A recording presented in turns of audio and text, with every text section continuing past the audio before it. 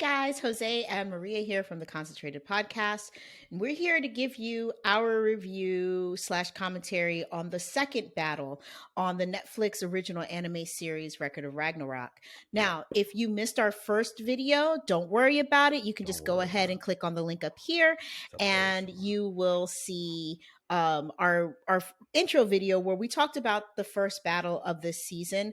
Although there's 13 battles total, we only get through 3 battles this season, so we're going to just break down those 3. If you're not familiar with this particular anime, high level, the gods think we suck, so they want to exterminate all of mankind. One of the Valkyries, Broomhilde, steps in and says, well, how about you give the humans an opportunity to show you that they're worthy of existing? And so they devise this 13 battle tournament in which 13 gods will face off against the spirits of 13 humans. And I say spirits because technically all of these people are dead. Like, they're not on Earth. It's their souls fighting, but it is a battle to the death. And if they die in battle, they are like removed from everything. So there is no more soul. They are just completely gone. So there is a lot at stake on both sides. And coming into the second battle, we get a surprise move because Shiva was supposed to be the god to fight in the second battle. And Zeus steps in and is like, nah, bruh, like, I want to get in on this action. So you're going to stand the fuck down and let me fight. So we've got Zeus going up against Adam. Not Adam Driver, not any other Adam that you know, but Adam from the book of Genesis, from the story of creation, the original man. So this one, of all of the fights in this season, I think this was one of the most intriguing, simply because of the characters that were fighting. And so, Jose, what did you think about the actual matchup? I mean, I was with Brunhilde first. Like, she was trying to strategically put Adam against Shiva on purpose. And then when Zeus decided to step in, I'm like, oh, well, I mean, this is a wrap. This is a wash. I was like, Adam isn't a warrior. Adam does, like, what is Adam going to do? Like, he's got like his little grape leaf, like, covering his nuts and stuff like that. I'm like, I hope he can multiply those and throw those at Zeus. But like, this is Zeus we're talking about. So like, going into it, I wasn't really anticipating much. I was like, oh, so this is going to be a wash. I was like, oh, so they cheated. And this is going to be another way that the gods like take a 2-0 commanding lead. I was like, okay, well, that's good, because the first fight lasted like 3 episodes, so this one should only take like 1 episode and we should be done. So the animation style stayed. It was still slide point presentations, and it's so shitty. Yeah, so don't let that fool you. But I will say that what I was most happy about was the exposition that comes out in this fight. The story that they gave Adam and the reason why Adam decided to fight was very compelling. I thought it was a really interesting take on the creation story. And so basically what ended up happening was that Adam and Eve, according to this manga, Record of Ragnarok, they were in the Garden of Eden. A serpent came in and tried to take advantage, aka rape, Eve, and she wouldn't let him. So he bit the forbidden fruit, which is in this case an apple. But he bit the fruit, saying that it was her. They put her on trial. And so Eve is on trial, and Adam decides, I'm going to bust into the heavens and get my woman back. And so he comes in. After kicking ass and taking names, he busts into the gods. He shows them how contemptuous he is for them and how much he doesn't agree with what they're doing. And then he starts eating apples and spitting them out right in front of their face, basically saying, I'm with my woman. So if you're going to kick her out, then I'm going to be kicked out with her. You can banish me as well. And then the serpent comes in and tries to attack him. And then you get the idea of why Adam may not like go down without a fight. He has this thing called the Eye of God. And so pretty much what it is able to do is, within snap instances, he can basically take what you're going to do and put it back on you. And it actually turns out to be amazing. Even though the animation is still kind of slide, slideshow presentation, they at least did this fight well They did. because Yeah. this fight at least went along with slideshow presentations. So Zeus first comes at Adam and attacks, and he can't hit him. And at first, he's just saying, "Oh, well, Adam is fast," and that's what it is. And then through, of course, exposition, because that's the way anime does it, you start figuring out that he's not just able to be faster than Zeus. He has the eye of God, so he can actually see what Zeus is trying to do. He's already learned Zeus's moves, and he can actually use them back against Zeus. And he really puts a hurting on Zeus.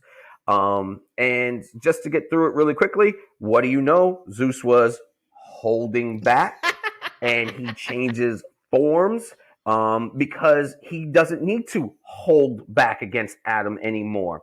And so he changes forms into the biggest, dreadiest Arnold Schwarzenegger wishes he looked like God that could have It ever was been. kind of gross. It was actually very gross. Like, don't get me wrong. Like, I get there's people out there that like want their people shredded and top of muscles and top of muscles, but I was just like, yeah, like this isn't a good look. Like, you really need to chill out on this one. So like, he gets bigger than anyone you've ever seen. He has more muscles than Toto in Jujutsu Kaisen. And like, you're just like, okay, so what are you gonna do with all of this? And because he's still faster than you, and of course, through just being able to whatever, he beats Adam. Shocker. It's because if you didn't watch the first one and someone already spoiled it for you and told you that the animation sucks and you like the manga and you're probably not going to watch the anime anyway, so I'll just go ahead because I already spoiled the first fight. I'll spoil the second fight for you too. Adam loses, but in my opinion, that's bullshit. I honestly think that the manga writers should have let Adam win. For my intents and purposes, Adam was the better fighter. I felt like he just had the better reasoning to be in that fight. Zeus just wanted to fight just to fight. Adam, right. Adam as the first man, as being the father of human beings, like, you could tell he was in this to like protect his people. He was there for a two reasons actually, because he has contempt for the gods and human beings are technically his children. All human beings are his children. Right. So there are two reasons why he was there fighting. I don't know. I felt like they did a great job in the expositions. I felt like they did a great job with their take on the creation story, at least as far as the Judeo-Christian side of it. I thought it was really well done, but I don't know if Zeus should have been the person he fought first and foremost. And I honestly don't think Zeus should have won. I thought that was complete bullshit. Yeah. Especially considering how, like, for all intents and purposes, Adam won, but he died before he won. Yeah. And so he got disqualified because he died, because I guess he overexerted his body, which doesn't make sense to me in this sense. He's not really alive. They're dead already. Like, these are all spirits. So the idea that somebody can exert themselves to the point of death doesn't make sense to me. I didn't write this though, so whatever. I mean, of the three battles that we saw in the first season, this was definitely the best one. Agreed. It is, in my opinion, the closest one, although the humans lost again. But to your point, Jose, I thought that the story around Adam himself was very interesting. They hinted towards Judeo-Christianity, but then they didn't at the same time. Yeah. So it was very, very, very, very interesting, because we we haven't seen Jesus yet. So if Jesus is here, we haven't actually seen him. And the God that created Adam, we never actually see that God either. And the thing about it is, like, you've got the 13 gods that are fighting, but it's a Colosseum, and basically in the Colosseum, one half is full of humans and the other half is full of gods. Who the fuck are all these gods that are sitting here? It may be one of those what was that show that stars completely fucked up? Oh, American Gods? It may be like American Gods, where it could just be some really old gods that maybe aren't being like like worshipped anymore, but it could have just been gods through antiquity too. Because you're right, there's a lot, but maybe there's just a lot of small deities in there as well. Um, Possibly. I know that they add nothing to the story. The thing that kind of frustrates me, and it really came to fruition for me in the second fight, because while of the three matches so far, it was the most intriguing. The audience participation, and then Gaul's little ass. And for those that don't know, Gaul is Broomhilde's youngest sister, who doesn't ugh, actually look like a Valkyrie but is a Valkyrie. And like, you can look at her and you can think like every anime will have like that annoying whiny little person, like on My Hero. I mean, technically, I think it's Deku, but it is Deku. but you've got Mineta that can kind of be whiny and oh my gosh, Demon Slayer. You've got Zenitsu, who like Zenitsu, that's his whole fucking thing, is just being always this, crying. always crying, always freaking out. That's who Gull is, but Gull takes it to another level of just annoyingness. Like it's so just bleh. So between her and then the audience that literally adds nothing, but we That's keep true. going to, That's I'm true. like, what is the point here? Like, give us the damn fight. If you're going to focus on somebody reacting, then the focus should be on the other gods that are participating, that are watching, not random blue, square head god that I don't, you look like an alien more than a god. That's like, oh, what, that doesn't add anything. So Yeah, I mean, there's that. I can't remember who she's supposed to be, but there's that goddess that they keep showing, and I think she's supposed to be Greek, and like, there's like statues holding her oh, that's boobs supposed to be up. Aphrodite. That's Okay, that's that is supposed to supposed to be. be okay. So that's supposed to Yeah. be yeah. You got Aphrodite, and I'm like, I don't think Zeus put you in any fights. So No, you're literally apparently she's supposed to fight, which I don't get. can't wait And to see this and fight. also, I wasn't going to go here, but since you brought her up, like this hypersexualization of Aphrodite with titties so big that she needs to like men to hold her titties up is They didn't believe in bras. ridiculous. They just didn't believe in bras. I That mean, shit is fucking 2,000 years. disgusting. Like 2,000 years. if I want some hentai type shit, I'll go watch hentai. Like, come on, y'all. This is really, this is what we're gonna do. Yeah, I mean, listen. Like I said, I thought that I think that to your point, I think Shiva's well done. And again, like I Mhm, said in the first mhm. episode, I know that there is some Hindus that are not happy with this one. Oh no, And whole that's, ass country. They literally banned it from Netflix in India. I mean, it is what it is. It's fine. But like, there is a part where I thought that this was very interesting. There was a part, I think, in an episode, in like one of the first few episodes, where one of the human souls that's watching the fights it was obviously a Muslim in their life, and so they start praying. I think it was after the first after Lubu lost the first Yep. one, he starts praying to Muhammad and stuff like that because he was a Muslim. And I think it was Broomhilde basically Hmm. tells him, like, that God that you're praying to is on the other side, rooting against the person that just died. Like, they're rooting against you. So all your gods that you're used to praying to help you, they're not going to help you. They're on the other side rooting. But I agree with you. It's uh, sometimes it's just kind of like whatever. I don't really need to see that. Well, here's one last thing that I want to say about that too, because you brought up a great point about Broomhilde, like telling dude like they're rooting against you. If there are thousands of gods and this panel convened, right, or this council convened to decide the fate of humanity, every last god hates humans and thinks they should die? Every last god? Like that doesn't make sense to me. I think that one of the things about it is if I understood correctly, it may have been all the gods, but I also thought there was a higher council. And so the higher council in the gods was the ones that made the choices. And based upon who you see as the head, like you can kind of tell that if he's going around hand pointing who it is, like you can kind of see that. But I mean, listen, let's also be honest. We're not doing great. Like we are doing a great job of ruining the planet that we live on. We are greedy, selfish bastards for the most part. Yeah. Like, we really aren't that good. And to my first comparison that I made in the first episode when we were breaking these down, if this was Marvel, the Celestials come down. Like, I have a feeling that they'll be like, wow, this experiment didn't go too well. Like, Wipe wow, this shit off. Start right? over. Let's do this all over again. Like, this didn't go well at all. Like, this is a shitty experiment. It's like, you know what I mean? It's not like Louis Pasteur coming in, leaving his like goddamn granola over the weekend and coming in and finding like penicillin and shit. Right. Like, this isn't that type of great experiment. This is we're not doing too good. Like, we should probably like wipe humanity. But that's my pessimistic ass soul. Yeah, no, I mean, listen, like I said, just getting back to the fight. This is probably, if I'm thinking, going to be the only fight that could have been done in a slideshow type format, because of the way that it went through the progressions and then how it ended, right? Because I was honestly really rooting for Adam. I was like, I hope Adam like wipes the fucking floor with Zeus.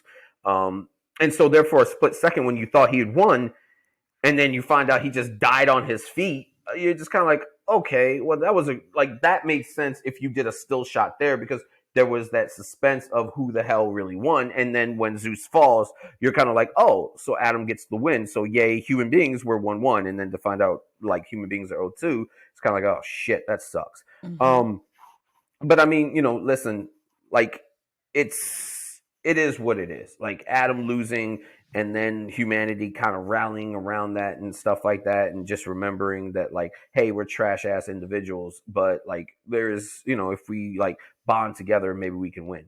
But I mean, listen, it's not looking good for Broomhilda after this fight.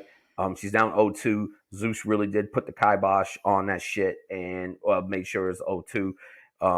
But I mean, listen, you still have the third fight coming up, and it is what it is. But if I'm Brunhilde, this doesn't look good, and it looks this looks awful. And if I can be honest with you, just look, after the second fight, I'm looking at it and I'm like, man, I think this thing is going to go all 13 fights. It's going to be 6-6 going into that 13th fight, and we're going to have to rely on bum ass Gaul being the imbued weapon for, I don't know, Gilgamesh. I need her to die. Right, exactly. And at that point, I'm almost like, I hope we lose. I hope humanity loses. I hope humanity loses and we lose Gaul forever, because you are the worst. I don't know why after all these years of making anime, someone's like, you know what we really need here? Like, we got strong individuals. You know what we really need here? We need a goddamn crybaby. Let's make sure. Like, I don't know if, like, when they go into these rooms, like, pitch these ideas, like, they're just like, hey, we need a crybaby. Or, hey, we need to make sure that the lead character's a goddamn crybaby. Like Deku, or I can't pronounce his name right now because I just watched it a little while ago. In Tokyo Revengers. No, in Tokyo Revengers. They made the lead character a goddamn crybaby. And listen, he's getting his ass kicked by... No, but in that one, it makes sense, right? It makes a little bit of sense. But, I mean, you're a loser, okay? Loser. Like, why don't you stop crying about being a loser and stop being a loser and try to not be a loser? And don't get your ass thrown onto, like, subways and shit like that. But regardless... wrong anime. I mean, I hear you. I need you to keep that energy for when we talk about Tokyo Revenger. Yeah. And so, I mean, so for me, like, to wrap real quick, I thought it was a great fight. Obviously, the anime it's almost, from what I understand, it's still taking the concept from the manga. So it's just going to follow the manga. Yeah. I think the manga got it wrong. I'll just go ahead and I'll say that right now. The manga got it wrong. Adam should have won. It would have been way better. I know you guys probably write thousands of manga a year and shit like that. I think you're dead ass wrong. Adam should have won. It would have been a better goddamn story. Fuck Zeus. Probably the worst god in there, and he's the head, and he is the worst. He's kind of trash. Also, the fact that they made him look like a creeper old man.